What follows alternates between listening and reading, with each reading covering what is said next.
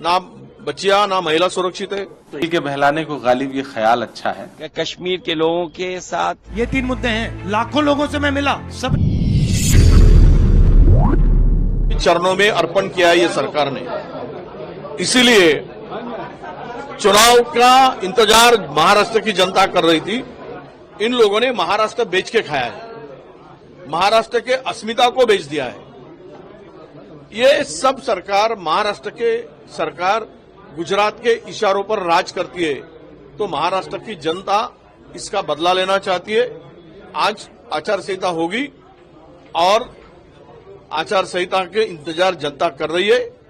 ये महायुति सरकार को सत्ता से हटाने का निर्णय लोगों ने लिया है और हमारी तैयारी पूरी तरह चुनाव को सामने जाने की कर चुके हैं। आज सवाल कि आज के तारीख में चुनाव डिक्लेयर होने के बाद इसको वोट मांगने का क्या अधिकार है, जनता इनको झगड़ा दिखाएगी।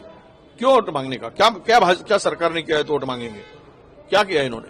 महाराष्ट्र में ना बच्चियां ना महिला सुरक्षित है, कानून व्यवस्था की पूरी धज्जियां उड़ चुकी है। खुलेआम गैंगस्टर आकर राजनेताओं को गोली मार रहे हैं, वो भी रूलिंग पार्टी के। और किसान सुसाइड कर रहा है। महाराष्ट्र को 9 लाख करोड़ से ज्यादा कर्जा में डुबा चुके हैं। 30% तक कमीशन गया है।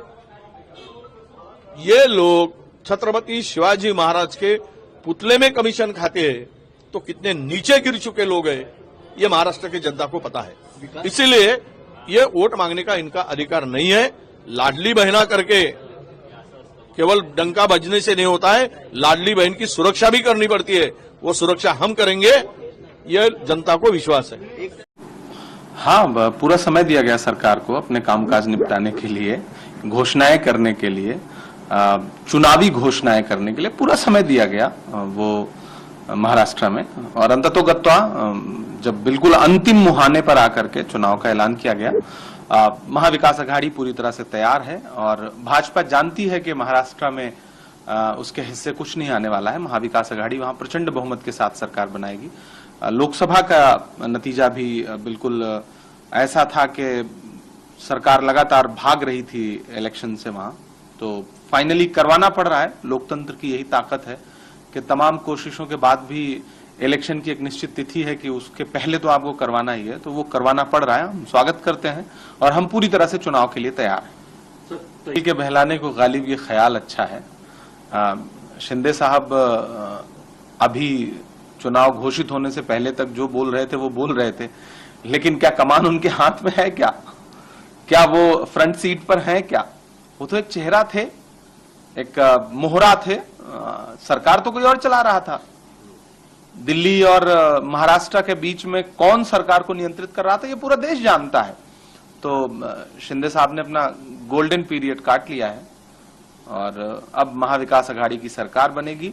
और जम्मू कश्मीर के लोगों, जिन्होंने लोकतंत्र पर भरोसा करके और अपनी सरकार बनाई है, कश्मीर के लोगों को बधाई। संविधान और लोकतंत्र को बचाने के लिए ये कदम आगे बढ़े हैं। उनको पूरा प्रदेश का दर्जा मिले, ये अगला कदम है।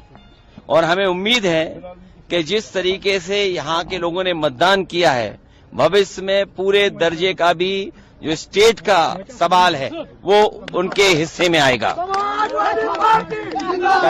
मैं साथ ही साथ आदरणीय फारूक अब्दुल्ला साहब को उनकी पार्टी की सबसे बड़ी जीत के लिए बधाई देता हूं। उमर जो मुख्यमंत्री बनने जा रहे हैं, उनको बहुत बहुत मुबारकबाद। मुझे उम्मीद है कि कश्मीर के लोगों के साथ, जम्मू कश्मीर के जो भरोसे के साथ उन्हें जिम्मेदारी मिल रही है, वो जिम्मेदारी निभाएंगे और प्रदेश को और तरक्की और खुशहाली के रास्ते पे लेके जाएंगे।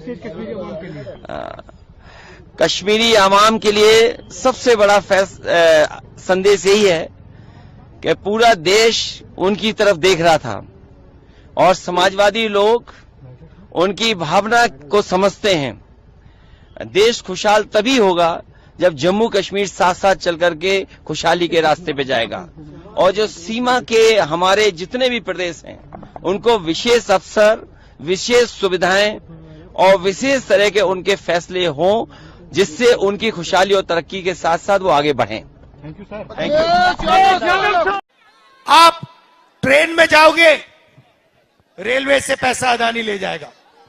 आप सड़क पे चलोगे, पोल बूथ, टोल बूथ से अदानी पैसा ले जाएगा। ये हमारा सिक्योरिटी वाला राइफल लेगा, अदानी का उसमें पैसा मिलेगा। आप बिजली का स्विच ऑन करोगे, उसमें अदानी का हिस्सा मिलेगा। और ये अदानी है कौन?